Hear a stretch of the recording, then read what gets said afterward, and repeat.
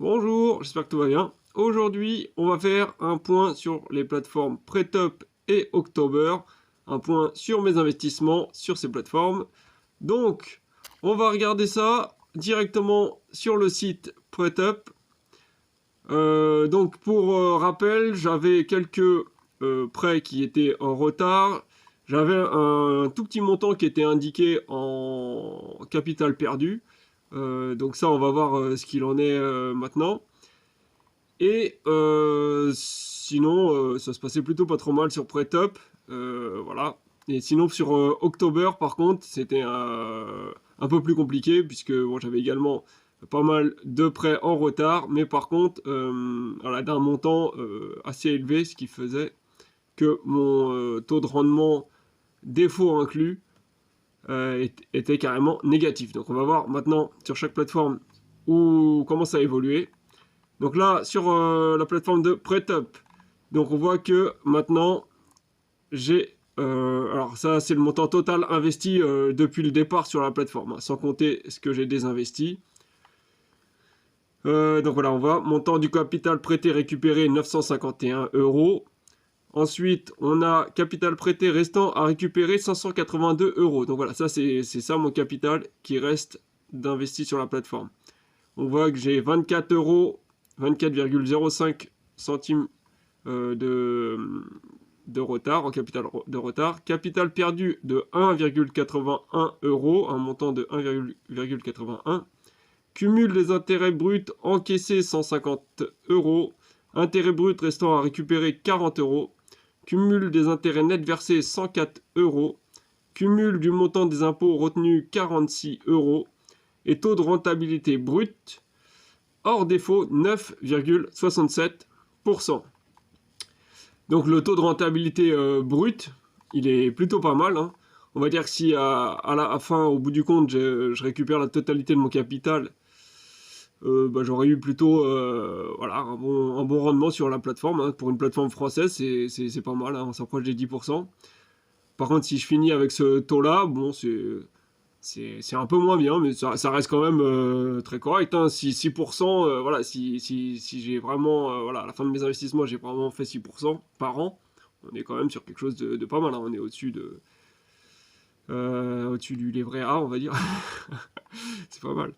Bref, donc voilà, quoi d'autre sinon? Alors, au suivi des impayés, on va regarder ça. Donc, j'ai 6 entreprises là, 6 projets qui sont en retard de paiement. Alors, on va voir que certains sont plus ou moins sérieux. Il y en a, c'est très, très, très sérieux. E-Tech. Donc, E-Tech, là, on voit suivi du recouvrement. Donc là, l'audience sur l'injonction de payer est prévue le 22 mars. Nous avons échangé avec le gérant pour trouver une solution amiable au remboursement du financement Pretup. Nous vous tiendrons rapidement si nous obtenons... Voilà, ils ont oublié informer là sûrement. Si nous obtenons le remboursement via un règlement de la société fille d'Hightech, Baruch Environment. Ok, donc éventuellement une autre société viendrait à leur secours pour payer l'échéance. Donc bon, eux ils disent en cours, pour l'instant c'est encore sain, quoi. Ils y croient encore. Donc là on voit quand même que voilà, depuis le novembre 2022, plus rien n'a été payé. Donc voilà, ça commence à faire un petit moment. Donc celui-là, c'est moyennement grave, on va dire. C'est encore, il y a encore de l'espoir. Ensuite, il y a Cashware, soit Cash Converters. Procédure collective, en procédure collective. Donc là, ça sent pas bon. Mise à jour du 20 février 2023. Transformation du redressement en liquidation judiciaire. Donc là, voilà, on avait encore de l'espoir de faire quelque chose de l'entreprise. Là, on la ferme. Basta. Tout le monde est à la porte et on remboursera qui pourra être remboursé. Donc là, ça craint. Le tribunal de commerce a considéré que les éléments d'activité ne permettaient pas une poursuite de l'activité de l'entreprise. Il n'y a pas d'action à mener comme la créance a déjà été déclarée. Donc là, voilà, Pretup, voilà, ils ont déjà déclaré la créance. Donc on attend. On attend que le juge donne le verdict. Enfin, que le tribunal de commerce donne son verdict. Et puis voilà. Sachant que sur ce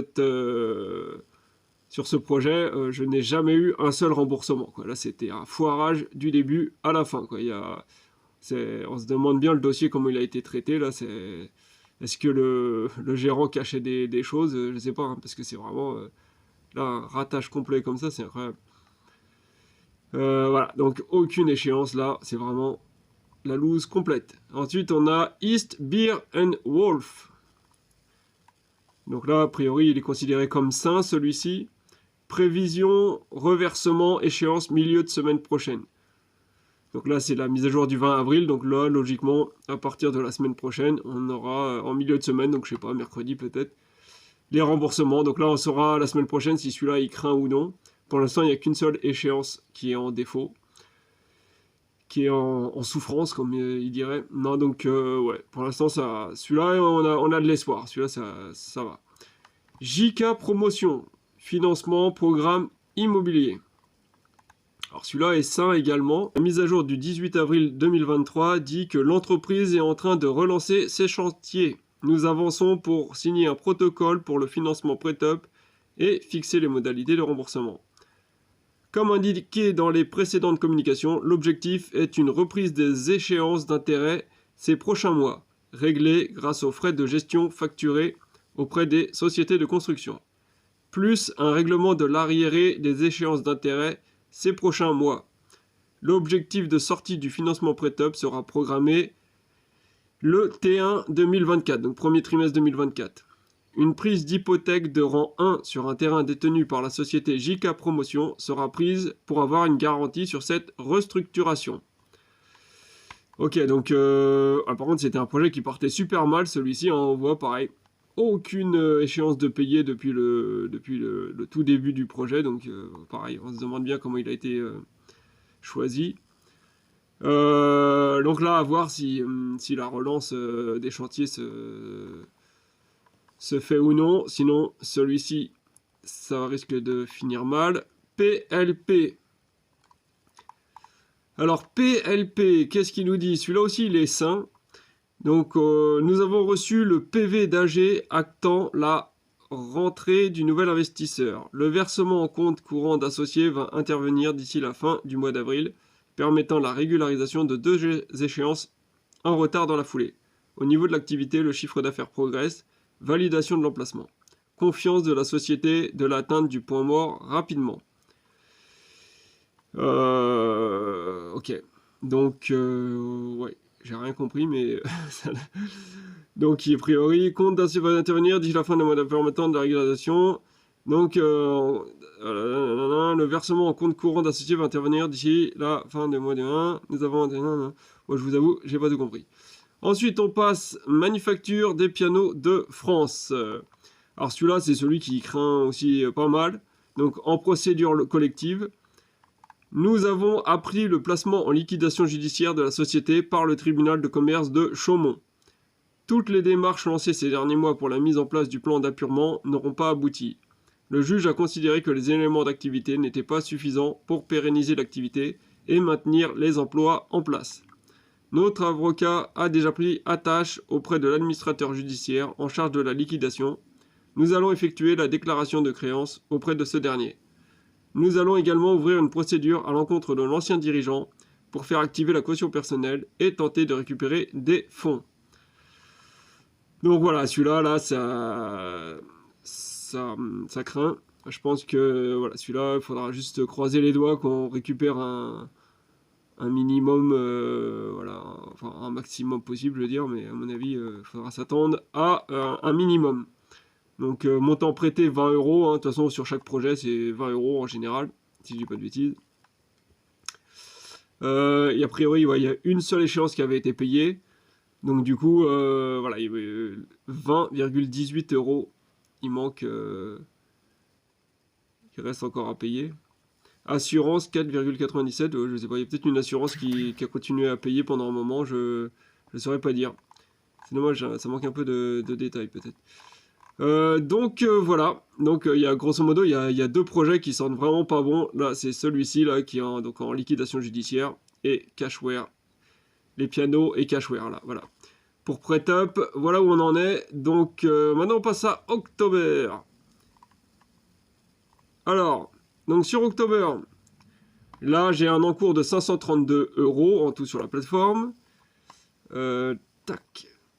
Un taux de rendement interne initial donc de 6,03%. Donc là déjà, là c'est si jamais je termine mes investissements sur cette plateforme sans aucun défaut au final, que je récupère la totalité de mon capital, j'aurai un rendement en tout de 6%. Donc là déjà, même sans aucun défaut, même si je m'en sors au mieux dans la meilleure dans la meilleure des optiques possibles, c'est déjà pas terrible, quoi. Et si jamais taux de rendement interne actuel, donc si jamais ça continue de se dégrader, enfin ça continue au rythme que c'est actuel, je finis mes investissements avec une performance de moins 0,69%. Et peut-être bien pire, hein, parce que voilà, on va voir après que chaque mois c'est un peu plus loin vers vers l'au-delà.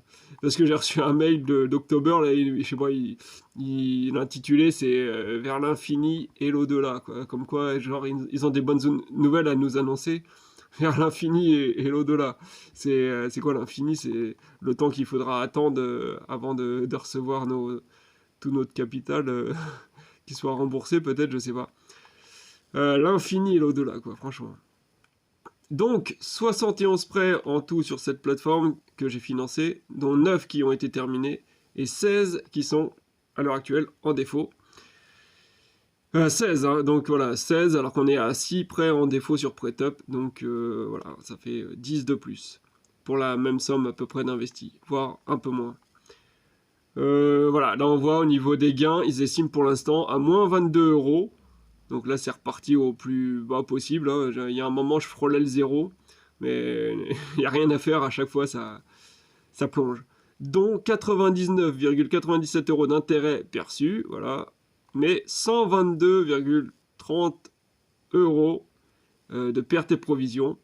Donc voilà, je rappelle que c'est tout à fait temporaire, hein. Ça pourra très bien être moins ou être plus. Voilà. Donc, voilà. Et puis, alors, au niveau des projets en défaut ou non, enfin, je veux dire, au niveau des retards sur October, donc, on a quoi comme projet? Alors, on va faire une petite recherche. Voilà. Alors, au niveau des moins de 30 jours de retard, donc, ceux-là, pour l'instant, sont peut-être pas trop inquiétants. Alors, le problème, c'est qu'il y en a tellement sur October, là, si je commence à les faire un par un, voilà, il va falloir occuper toute la soirée là, à regarder une vidéo. Je pense qu'on va écourter. Juste, on va faire un tour rapide comme ça. Juste voir un qui a moins de 30 jours de retard, voir ce que ça donne. L'échéance d'avril n'a pu être créditée sur votre compte. Le prélèvement automatique pour l'échéance a échoué car l'emprunteur n'avait pas assez de fonds sur son compte bancaire. Bon, ça, a priori, c'est juste un retard classique, on va dire. Il y a encore espoir que ça s'améliore. Qu'est-ce qu'on peut avoir d'autre là? Hop, on va revenir en arrière. Voilà, il m'a amené où lui? Aïe, il m'a amené sur une autre page, je sais pas pourquoi. Voilà, on est de retour sur mes prêts. Donc on va chercher ensuite ceux qui ont... allez, on va directement sur les plus de 120 jours, hein, puisque c'est ceux-là les plus critiques. Donc voilà, on a toute une tripotée de prêts qui ont plus de 120 jours de retard, hein. On va faire un petit compte comme ça. 1, 2, 3, 4, 5, 6... 7, 8, 9, 10... Ah, 12 projets. Ah oui, il m'en annonce 12. Bon, ok, il y en a 12 en tout. Voilà. Alors, quand même, on peut noter hein, que tous ceux qui ont plus de 120 jours de retard, ce sont des prêts de score C ou C-. Donc, voilà. Par contre, sur ça, ils ont bien évalué le risque. Il n'y a pas à dire. Ils sont, ils sont bien conscients des risques de leur projet. Par contre... moi, je veux dire, quand c'est voilà, un risque aussi flagrant, est-ce que juste c'est honnête, rien que de le mettre en ligne et de le proposer à ces investisseurs, quoi. C'est sérieusement, mettez une alarme, quoi. Mettez attention, la perte est assurée, là. Franchement, c'est Parce que là, je suis sûr, on peut faire le compte, hein. Si quelqu'un qui investit à 100% sur des prêts C-, C- sur cette plateforme, j'aimerais avoir la statistique de, voilà, sur 100 prêteurs, combien il y en a qui font juste un seul euro de gain au bout de, je sais pas, de 5 ans d'investissement, je sais pas, mais à mon avis, tiens, regardez, ils essayent de me, de me communiquer quelque chose. Bref, c'est pas... J'ai du mal, hein, avec cette plateforme, j'arrive pas à comprendre, quoi. Comment on peut me proposer des projets comme ça, les mettre en ligne, je sais pas, si c'est si flagrant que ça va partir en cacahuète, on les, on les propose pas, quoi. Alors maintenant, on va voir donc du coup le tableau Excel. J'ai fait les deux tableaux, je les ai mis côte à côte comme ça, enfin c'est des captures d'écran là du coup. Comme ça, comme en général, je fais les deux en parallèle. Voilà, à peu près aux mêmes dates, les mises à jour de chaque plateforme. Donc du coup, en fait, on peut avoir un petit comparatif assez intéressant. Donc montant total investi, voilà, on voit, au 26 juin, on était voilà, à 100 euros près, on était à peu près au même montant. Là maintenant, on est à 532 sur October et 582 sur Pretop. Donc voilà, on peut dire on est à peu près dans les mêmes tranches à chaque fois. Au niveau du gain, par contre, là, voilà, on voit que sur Pretop, je suis déjà à 150 euros, alors que je suis pas encore à 100 euros sur October. J'ai commencé à investir à peu près en parallèle, hein, sur les deux, donc voire même si je dis pas de bêtises, c'est peut-être même October sur laquelle j'ai commencé à investir, j'ai un doute. Mais dans tous les cas, les deux, j'ai commencé à investir à peu près dans la même période. Donc là, voilà, clairement, les gains ont bien plus augmenté sur Pretop. Gain par période, donc voilà, hein, selon les périodes, bon, des fois c'est des périodes de 1 mois, des fois c'est 2 mois. Voilà, mais on voit, à chaque fois on peut comparer. October, première période, là, j'avais fait plus sur October, hein. Là, c'est comme quoi, ça n'a pas toujours été si mauvais que ça. Mais ensuite, 4,31, alors que là, 6,39 sur Pretop, 12,3, 11,41. Ah si, il y a eu plusieurs fois quand même où October, j'ai reçu plus de gains, c'est marrant. Ouais, faut regarder aussi les montants investis à ces périodes-là, hein, parce que là, on voit au 23 octobre, j'avais 789 euros, alors que là, au 23 octobre, j'avais 889. Voilà, donc forcément, j'avais un plus gros montant d'investi sur October à ce moment-là, donc c'est pour ça que sûrement que les gains étaient un peu plus élevés. Et voilà, et pour rappel, hein, j'avais October à racheter Crédit.fr, une plateforme sur laquelle j'investissais. J'avais des projets qui étaient en cours, qui fonctionnaient très bien d'ailleurs. Donc October a aspiré ces projets-là et me remboursait du coup sur leur plateforme October. Donc c'est ça qui a donné un boost aussi, hein, à ce moment-là. On voit que d'habitude je désinvestissais, puis ensuite à partir de là c'est remonté la somme, hein. En octobre de 838 je passe à 889. Et après, ça redescend à nouveau puisque j'ai désinvesti. Donc c'est ça qui a donné un petit boost de performance à October. C'est juste quand ils ont racheté Crédit.fr et récupéré mes projets que j'avais dessus. Donc voilà, donc il y a une petite période là où du coup October voilà, me générait plus de gains. Et ensuite là on est repassé, donc là une fois que j'ai retiré tout ce que j'avais de Crédit.fr, 11,68 contre 14,21, 3,09 contre 3,90, 5,88 contre 8,74. Donc là, on voit qu'au fur et à mesure, ça se dégrade sévèrement sur October, alors que ça se maintient à peu près sur Pretop. Performance totale, donc voilà, on voit que là, on est arrivé à 25% de performance contre seulement 18%. Donc là, pareil, hein, à tout niveau, il n'y a pas photo. On a quand même plus de chances de faire une bonne performance sur Pretop. En tout cas, moi, c'est comme ça que ça s'est passé sur mes investissements. Performance par période, donc là, c'est pareil, hein, selon les périodes, ça va être plus ou moins haut. Mais voilà, si on regarde dernière période, là, on est qu'à 1,10 sur 2 mois. Là, il y a deux échéances, 1,10 sur 2 échéances sur 2 mois. Et là, 1,50. Donc là, on est meilleur sur Pretop. 0,49, 0,61, toujours mieux sur Pretop. 1,74 de 25, hein, toujours mieux sur Pretop. 1,38 contre 1,44. Donc voilà, à chaque fois, clairement, les performances sur une période sont meilleures sur Pretop, hein, il n'y a pas à photo.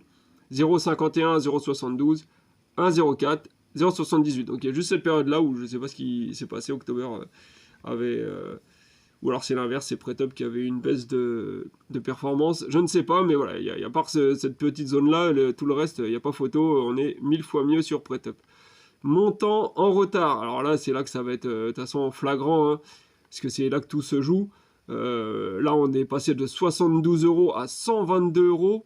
Donc 50 € d'écart, là c'est... Enfin on a pris encore 50 € de capital en retard, là, en combien de temps là? En 6 mois? Plus, ouais, en 10 mois. En 10 mois. Donc là, ouais, voilà, on n'a pas encore doublé, mais on est en bonne voie pour doubler le montant. Là, sur PrêtUp, on a augmenté de 10 €, un peu moins de 10 €, donc voilà, c'est raisonnable, bien que la tendance sur les deux plateformes est la même, hein. On voit que ça augmente à chaque fois au fur et à mesure. Voilà, ça clairement, il y a un nombre de projets en retard qui évolue clairement à la hausse de toute façon sur les deux plateformes. Mais voilà, clairement, l'évolution est bien moins inquiétante sur PrêtUp que sur October. Et pour finir, voilà, la zone capitale perdue. Alors, j'avais dit dans les précédentes vidéos que je comprenais pas trop d'où sortaient ces montants, puisque je n'avais aucune communication à ce sujet-là. Et il se trouve que, en fait, c'est des montants qui partent. C'est la plateforme qui est programmée comme ça. A priori, arrivé à un certain délai de retard, les sommes basculent, le site les bascule d'office vers capital perdu. Mais en réalité, je n'ai pas encore perdu pour de bon ces sommes-là, quoi. En fait, c'est toujours des estimations. Donc en réalité, je pourrais effacer cette colonne parce que ça ne veut rien dire. Je n'ai pas perdu de capital, c'est juste des sommes qui sont, voilà, qui sont sur la sellette un peu plus que d'autres peut-être. Par contre, mais je l'ai pas retiré parce que j'ai un doute. Est-ce que dans montant en retard, ça inclut cette somme-là, ou est-ce qu'il faut additionner les deux pour avoir le montant global de mon capital en retard? Je sais pas. Du coup, je le laisserai comme ça, hein. Il présente ça comme ça, je laisse comme ça. Mais bon, c'est bon à savoir. Voilà, ce que vous avez sur capital perdu dans PrêtUp n'est pas réellement, pas forcément en tout cas, hein, du capital perdu. Tant que vous n'avez pas reçu une notification, quelque chose, hein, ça sera officiel, comme quoi vous avez eu une perte. Faut pas le prendre en compte. Donc voilà où on en est, hein, donc sur ces deux plateformes françaises.